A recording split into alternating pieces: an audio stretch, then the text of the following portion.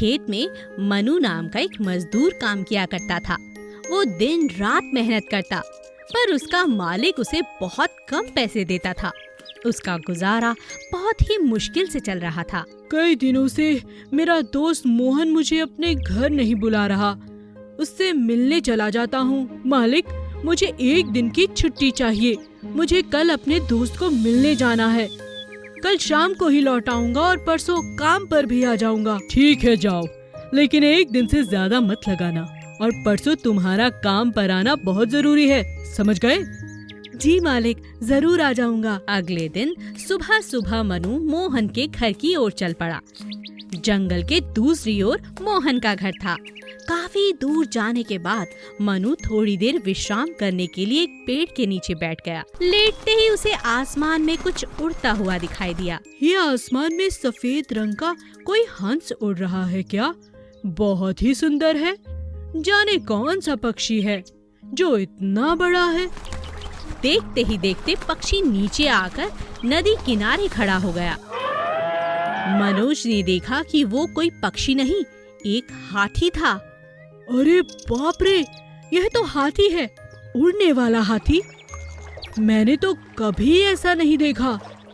हाथी तालाब में चला गया और नहाने लगा।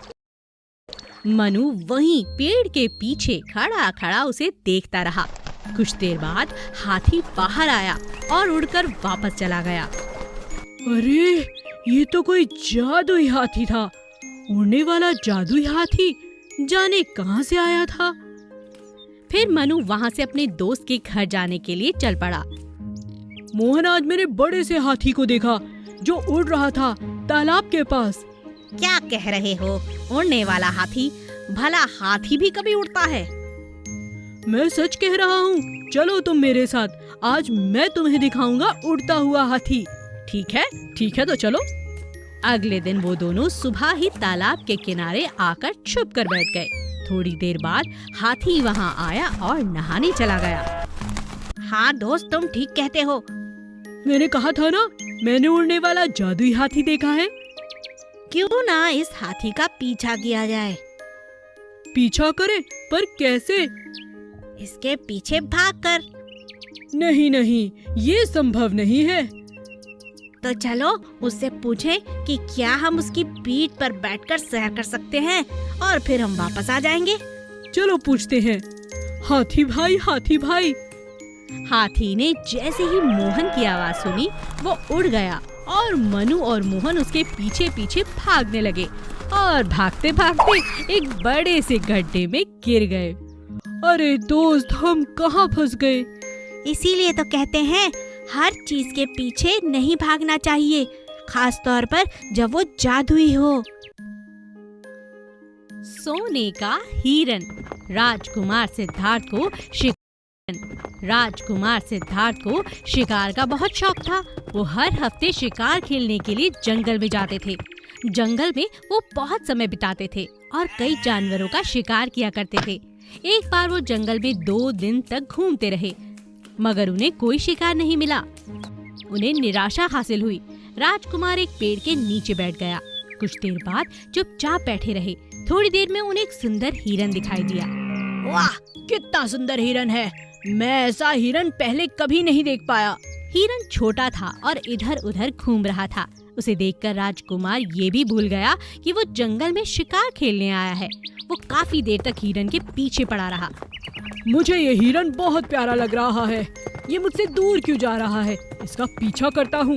ये राजकुमार मेरा पीछा क्यों कर रहा है? लगता है ये मेरा शिकार करना चाहता है। मुझे तेज भागना होगा। हिरन वहाँ से भागते रहा और राजकुमार उसका पीछा करता रहा, पर हिरन तेज भागकर आगे निकल गया। इस पर राजकुमार को गुस्सा आ गया। वो हिरन पर तीर चलाने लगा। राजकुमार मुझ पर तीर मार रहा है। आह! तीर लगने से हिरन मर गया। जब राजकुमार उसके पास पहुंचता है तो उसे मरा हुआ पाता है तो बहुत उदास हो जाता है। वो वहीं हिरन के पास बैठ जाता है। सिपाही राजकुमार को ढूंढते हुए वहीं पहुंच जाते हैं। राजकुमार जी, चलिए, शाम होने वाली है। आप यहाँ 2 दिन से घूम रहे हैं। चलिए महल में वापस चलते हैं। ये हिरन आपने अच्छा शिकार किया है।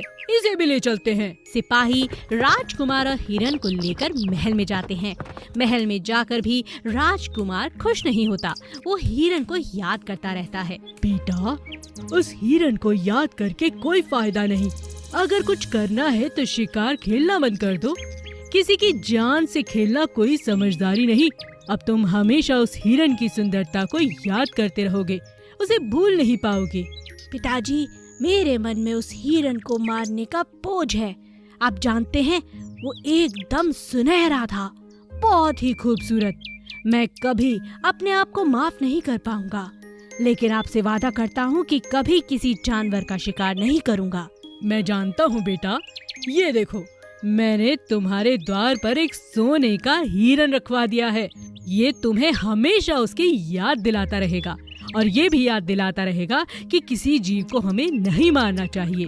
अगर कोई सुंदर है तो उससे प्यार करो, उसे अपने पास रखो, मगर उसकी जान मत लो। राजकुमार अपने पिता की बात अच्छे से समझ चुका था। उसके बाद उसने कभी शिकार नहीं किया। खरगोश और भालू।